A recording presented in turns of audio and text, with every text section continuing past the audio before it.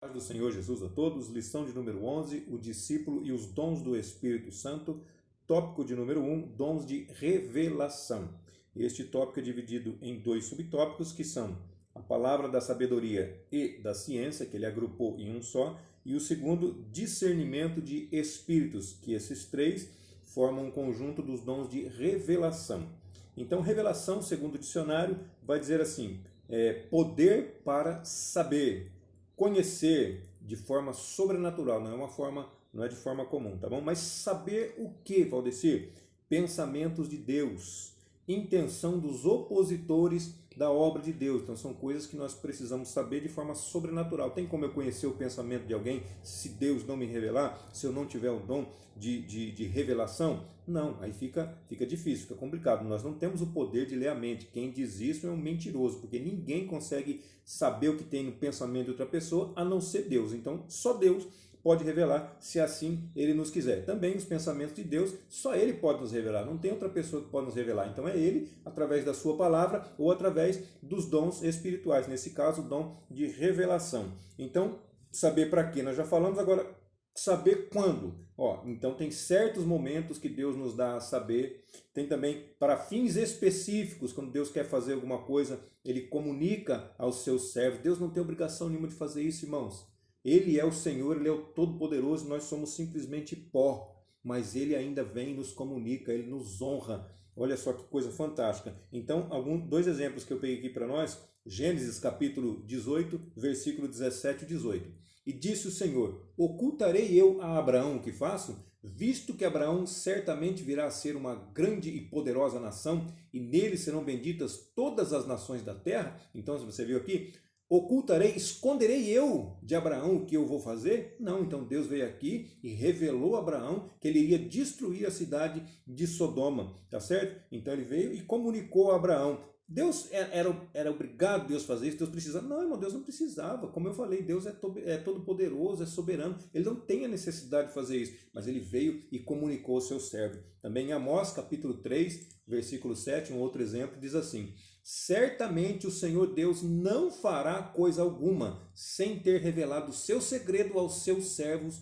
os profetas. O que isso quer dizer, irmão? Lá atrás, o que o versículo anterior quis dizer? Quer dizer que Abraão é profeta, porque ele vinha e revelava as coisas. Amós está dizendo aqui que Deus não vai revelar, não vai fazer alguma coisa sem revelar aos seus servos, os profetas. Então Abraão também era profeta. Isso nós sabemos também, porque também é dito que ele vai orar por você, porque também é profeta. Estava falando eu não me lembro o nome do rei agora, tá certo? Mas vai estar escrito na Bíblia isso daí. Ele vai orar por você, porque ele também é profeta. Deus falando, palavra de Deus. Então Deus falou que Abraão era profeta. Primeiro subtópico, a palavra da sabedoria e da ciência. Pode ser, tem diferença de sabedoria e ciência? Tem diferença. Qual que é a diferença?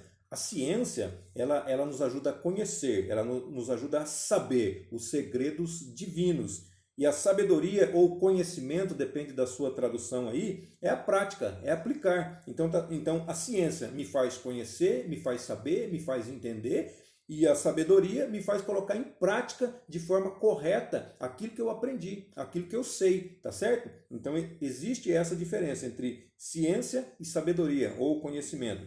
1 Coríntios capítulo 12, versículo 8, porque a um pelo Espírito é dada a palavra da sabedoria, e a outro, pelo mesmo Espírito, a palavra da ciência, tá certo? Então, um completa o outro, por isso que ele até agrupou no mesmo subtópico aqui, tá certo? Então, não adianta eu conhecer e não colocar em prática. Não adianta eu querer colocar em prática alguma coisa que eu não conheço, alguma coisa que eu não sei. Então, um completa o outro. Então, eu preciso conhecer, saber, para poder colocar em prática, e colocar em prática da maneira correta, não é de qualquer jeito, não. E o segundo subtópico diz assim, discernimento de espíritos. 1 Coríntios capítulo 12, e o versículo de número 10, um pouquinho mais para baixo aí, vai estar agrupado com outros, tá? Mas o que nós queremos, ele está aqui no meio. E a outra operação de maravilhas, a outra profecia, outro dom de discernir os espíritos, tá certo? Então ele agrupou esse dom de discernir espírito com os dons de palavra de sabedoria e de ciência. Por quê? Porque faz parte de revelação, faz parte de conhecimento. Então, ele colocou aqui o que é de Deus e o que não é de Deus. Então, discernir espírito. Então, eu vou saber o que é de Deus e o que não é de Deus. O que é certo e o que é errado. O que é o trigo e o que é o joio. Valdecir, eu vou conseguir fazer isso? Se eu tiver discernimento de espírito, eu posso fazer isso sim. Qualquer pessoa comum fala, isso aí é joio. Não, isso aí não bate, não está certo. Tá? E outra, como eu falei na aula anterior, tudo que nós formos fazer é para a glória de Deus. Eu ficar chamando a pessoa de joio, eu tenho dom de revelação, aquela pessoa é joio. Isso aí está glorificando o nome de Deus? De maneira nenhuma. Está denegrindo a imagem de uma pessoa. Então isso não é o dom que eu estou tendo, não. Isso aí é coisa do inimigo das nossas almas, tá bom? Então eu vou saber também o que é verdadeiro, o que é falso, tá certo? Eu vou saber o que é puro, o que é impuro, o que é santo e o que é pecador ou o que é profano. Tá ok? Então, discernimento de espírito me serve para isso daí. Então, serve para quê? Para conhecer as intenções do coração. Quem conhece as intenções do coração? É só Deus. Então, é só Deus que pode nos dar esse dom, que pode nos revelar. 1 de João, capítulo 4, versículos de 1 a 3, somente para a gente concluir. Amados, não criais em todo espírito, mas provai se os espíritos são de Deus, porque já muitos falsos profetas têm se levantado no mundo. Está vendo a advertência que João deixa para nós em sua primeira epístola? Provai, não creia em todos os espíritos. Ao 2, nisto conhecereis o Espírito de Deus. Todo espírito que confessa que Jesus Cristo veio em carne é de Deus.